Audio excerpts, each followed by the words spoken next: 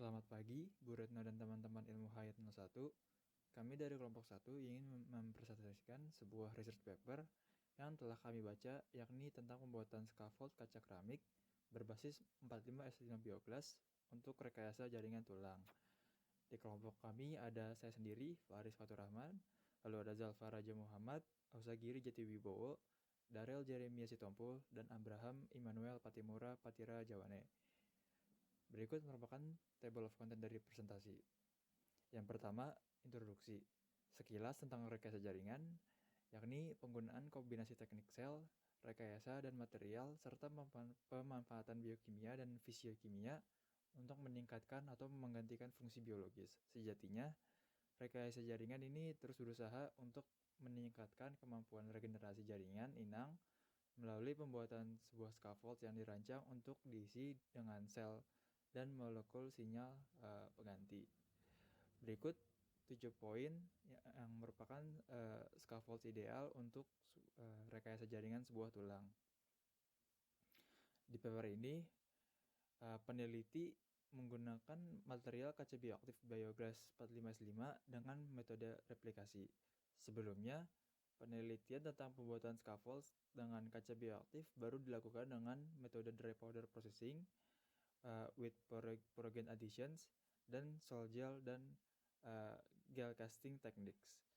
Dan metode replikasi itu sendiri dalam pembuatan scaffold baru digunakan dengan material hidroksi apatit. Nah, apa keuntungan dari penggunaan kaca bioaktif menggunakan metode replikasi?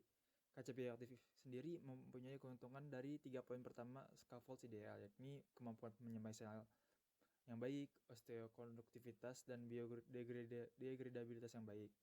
Dan metode replikasi mempunyai keuntungan dapat membuat struktur scaffold yang sangat berpori dan kemampuan fabrikasi bentuk yang tidak beraturan atau irregular shape.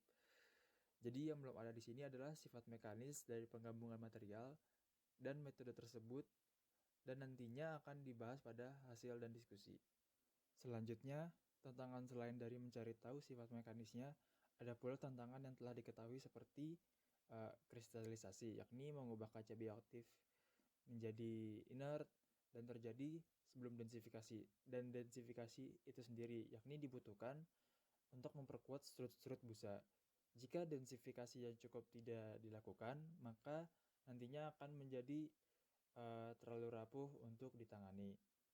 Pada penelitian lain disebutkan bahwa kristalisasi penuh tidak terjadi atau tidak signifikan dengan melakukan sintering busa pada suhu rendah. Namun dilemanya, yakni densifikasi yang cukup atau yang diperlukan ini juga tidak akan terjadi. Nah, dilema ini mungkin dapat diselesaikan dengan penelitian oleh Plummer dan Hensch, yakni investigasi tentang efek kristalinitas pada pembentukan apatit pada permukaan bioglass secara in vitro, di mana mereka mengungkapkan bahwa fase kristal Na2Ca2 Si3O9 ini sedikit menurunkan kinetika pembentukan lapisan apatit pada permukaan sampel bioglass, tetapi tidak sepenuhnya menekan pembentukan lapisan tersebut. Oleh karena itu, dapat memungkinkan untuk membuat atau menemukan protokol sintering baru yang mengarah ke busa secara mekanis melalui densifikasi strut yang ekstensif sambil menginduksi pembentukan fase kristal bioaktif dan biodegradable. Berikut merupakan tujuan research paper itu sendiri, yakni mensintesis bioglass 45S5 menggunakan replication method untuk membentuk 3D scaffolds yang stabil secara mekanis melalui jadwal sintering yang disesuaikan untuk menilai bioaktivitas dan biodegradabilitas scaffolds dengan final goal, yakni menciptakan scaffolds yang ideal untuk rekayasa jaringan tulang. Assalamualaikum warahmatullahi wabarakatuh. Perkenalkan, nama saya Zalfa Raja Muhammad dari kelompok 1 Ilmu Hayat 01. Kali ini saya akan melanjutkan tentang material dan eksperimen dari scaffold kaca keramik berbasis 45S5 Bioglass untuk rekayasa jaringan tulang.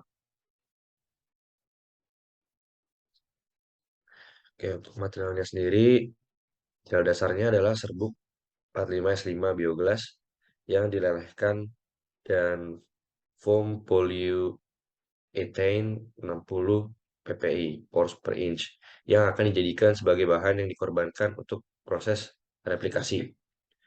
Terus untuk foam polyurethane-nya sendiri memiliki ukuran ketebalan sampai dengan 20 mm dan dapat dipotong menjadi ukuran 10 mm kali 10 mm kali 20 mm. Untuk diuji kekuatan kompresi dan 10 mm kali 10 mm kali 60 mm untuk diuji kekuatan bending atau kelenturan. Selanjutnya ini ada skema dari perancangan scaffoldnya sendiri. Itu diawali dengan serbuk keramik, lalu disiapkan slurry dari bubuk, lalu dijadikan green body dengan mencelupkan foam polimer ke slurry, lalu dia lanjut ke green body dengan mencelupkan foam polimer ke slurry. Terus dikeringkan foam tersebut dengan dibakar dan sinter green body. Lalu terakhir menjadi foam keramik. Lalu di bagian siapkan slurry dari bubuk, itu bisa ditambah dengan bahan pengikat. Lalu untuk karakterisasinya sendiri, kepadatan foam scaffold itu ditentukan oleh massa dan dimensi foam yang sudah disinteriasi. Dengan hasil yaitu kurang lebihnya 2,7 gram per cm kubik. Untuk strukturnya dari foam itu, mikrostruktur foam dibentuk dengan Geol 5610 LV Scanning Electron Microscope atau SEM sebelum dan sesudah pencelupan di SBF atau Simulated Body Fluid. Sebagian foam juga dibentuk menggunakan XRD atau X-ray diffraction analisis yang bertujuan untuk mengkristalisasi bagian yang menopang foam setelah SBF atau Simulated Body Fluid.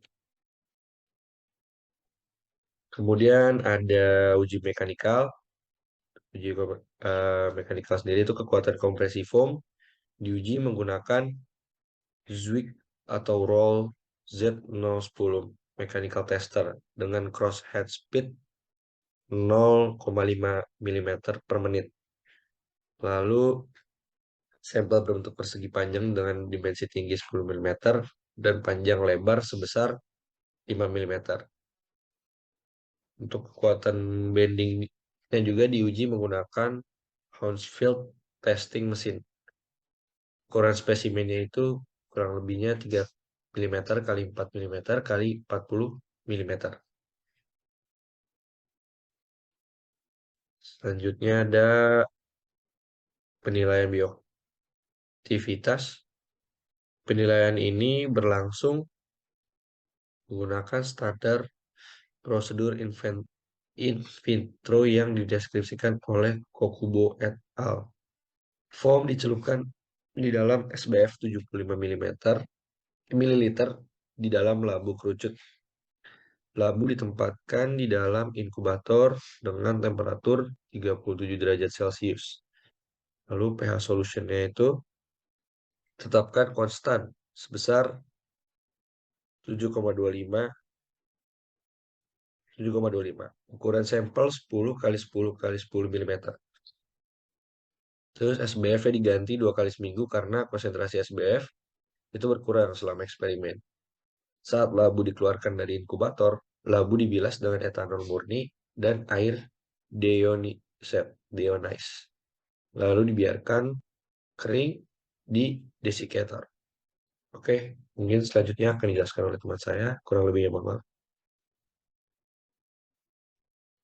Assalamualaikum warahmatullahi wabarakatuh. Kan nama saya Ausagiri Jatuwibowo dari kelas Ilmu Hayat 1. Di sini saya akan mempresentasikan eh, hasil dari eksperimen 45S5 Bioglass sebagai scaffold. Nah, jadi jadi untuk hasil pengujiannya yaitu yang pertama akan menjelaskan struktur rongga pada foam, kristalisasi, sifat mekanikal, lalu bioaktivitasnya. Jadi untuk struktur rongga pada foam, nah, jadi template polimer itu setelah dilakukan uji memiliki volume pada volume yang mengerucut dibanding 45 S5 biogas sebesar 33% dari rata-rata kondisi penyintaran 1000 derajat Celcius selama 1 jam.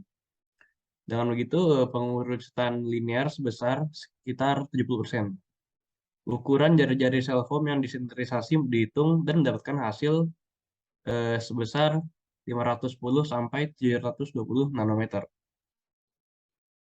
Lalu untuk kristalisasi, hasil tes XRD menunjukkan bahwa kristalisasi terjadi secara ekstensif pada semua sampel pada suhu 900, 950, dan 1000 derajat Celcius selama 5 jam.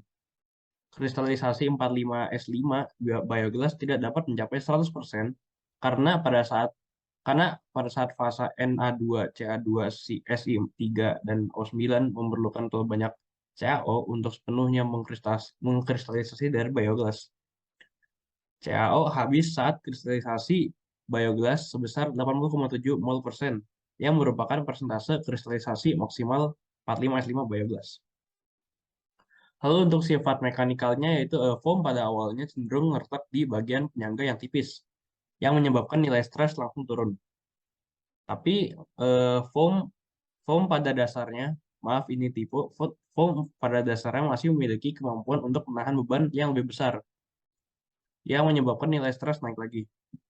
Lalu pada saat nilai porositas sekitar 90%, nilai kekuatan kompresif sebesar 0,3 sampai 0,4 megapascal dan nilai kekuatan bending sebesar 0,4 sampai 0,5 megapascal.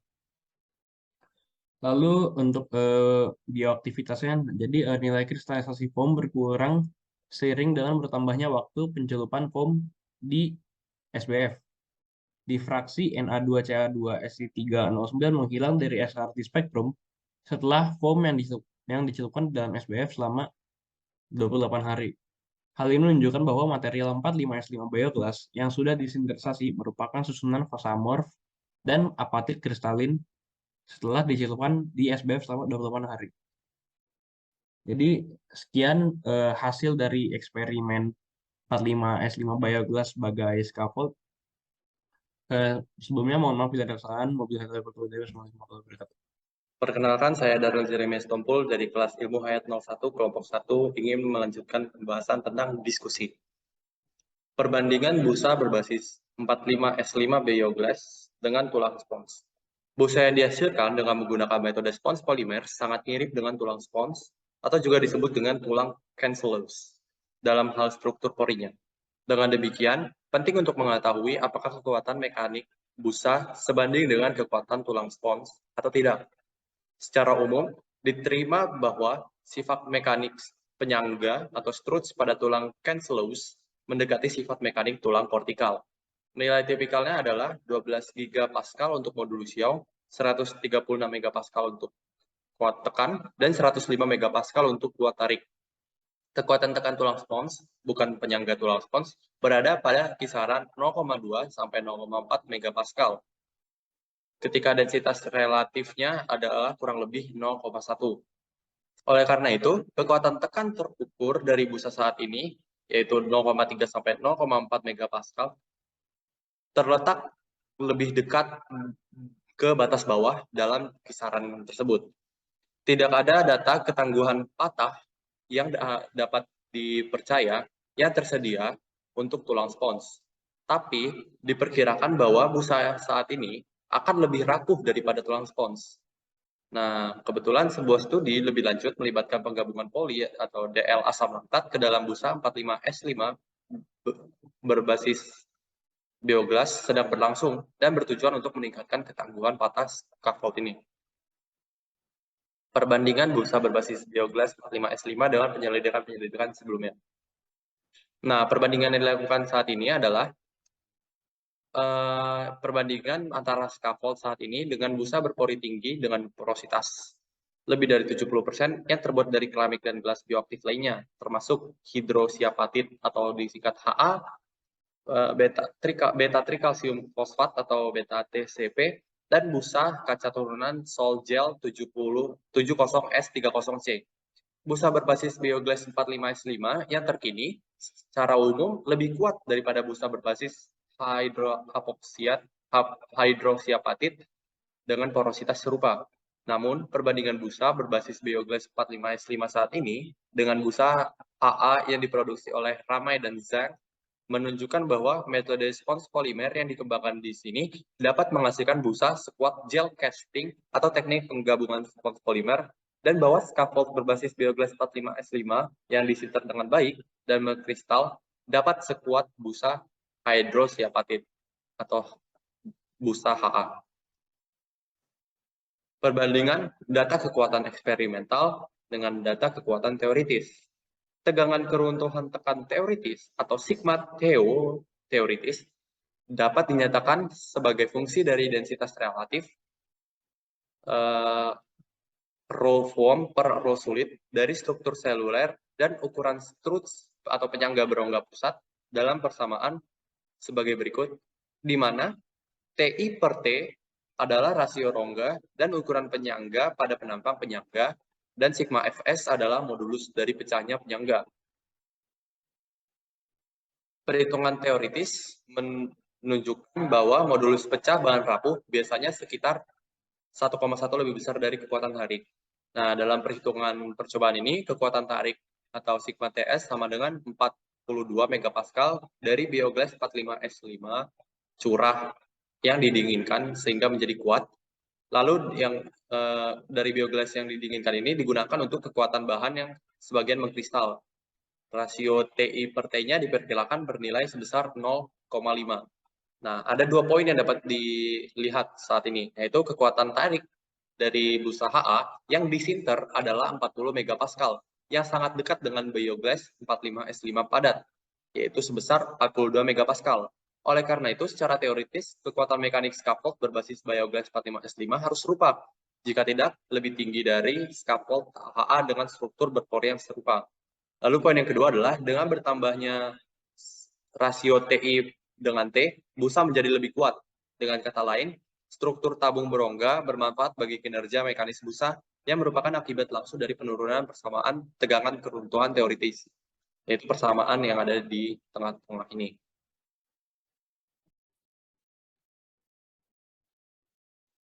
Perkenalkan, nama saya Brahimanda dari kelas ilmu atom 1, kelompok 1. Ini saya akan melanjutkan tentang pembahasan. Berikut adalah mekanisme transisi dari kaca bioaktif ke fase amor. Pertama, ketika kaca bioaktif dicelupkan ke dalam cairan tubuh, maka dia akan membentuk pada permukaannya lapisan silikat gel. Baru dari lapisan silikat gel ini terbentuk kalsium fosfat yang amorf. Kemudian terjadi nukleasi pada kalsium fosfat ini, yaitu nukleasi dari kristal apatit. Kemudian semakin bertumbuh semakin besar pada busa. Nah, ini dipercaya ada mekanisme yang juga terjadi pada fase kristal Na2, Ca2, Se3O9. Meskipun dia akan larut lebih lambat daripada kaca bioaktif. Meskipun kinetika transformasi menuju ke fase amorf ini masih belum begitu dipahami, dipercaya bahwa luas permukaan dari jaringan berongga busa ini adalah relevan dalam menjaga bioaktivitas dan biodegradability dari busa yang terbuat dari bioglass. Kemudian energi permukaan yang besar juga memungkinkan transformasi fase Na2Ca2 Se3O9 ke kalsium fosfat itu bisa berlangsung cukup cepat bila pada suhu tubuh.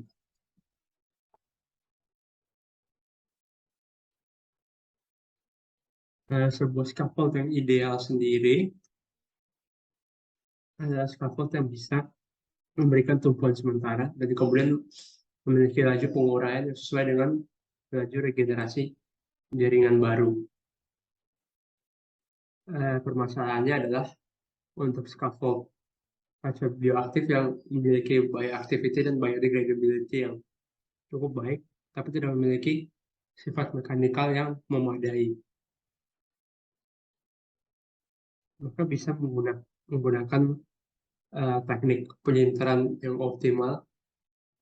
Bisa kita membuat sebuah scaffold terbuat dari bioglass pada fase Na2Ca2SiO309 sehingga dia mengalami densifikasi dan kristalisasi yang memadai sehingga memiliki properti mekanikal yang cukup kuat untuk sementara. Kemudian membiarkannya bertransisi ke fase kalsium fosfat yang amorf agar dapat memiliki bioactivity dan biodegradability yang baik. Transformasi ini bukan unik kepada bahan kaca bioaktif atau pada bioglass, bisa juga pada scaffold berbahan hidroksiapatit. Kayak saya pada scaffold berbahan hidroksiapatit, penggunaannya berlangsung jauh lebih lambat dan tidak memadai untuk aplikasi pada rekayasa tulang, di mana penggunaan harus terjadi kira-kira kurang dari 6 bulan.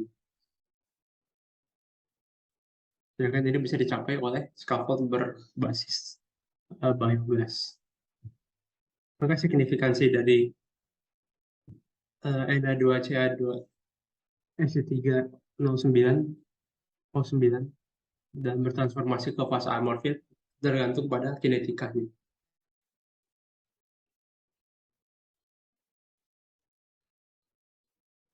Kinetika dari transformasi ini sendiri dan juga penguraian dari scaffoldnya juga dapat dikendalikan melalui faktor-faktor sebagai kristalinitas awal, porositas, dan grain size dari Na2Ca2SiO3O9.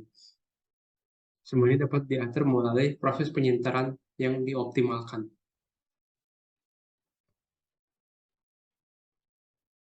Maka in conclusion, penelitian ini telah berhasil menyintesa scaffold berbasis 45S5 bioglass dengan porositas tinggi, kuat, dengan bioaktif dan biodegradable yang sesuai untuk rekayasa tulang dengan menggunakan teknik replikasi dengan mengorbankan busa poliuretan. Kristal Na2Ca2SiO3O9 dengan kekuatan yang mekanikal yang sesuai terbentuk melalui proses penyintaran yang optimal. Dan fase kristal ini juga dapat bertransformasi ke fase amorf yang bersifat bioaktif dan biodegradable jika dicelupkan ke dalam cairan tubuh simulasi. Baik, sekian presentasi dari kelompok saya. Terima kasih. Demikian presentasi kelompok kami. Apabila ada kesalahan kata atau perbuatan kami mohon maaf. Terima kasih banyak atas perhatiannya.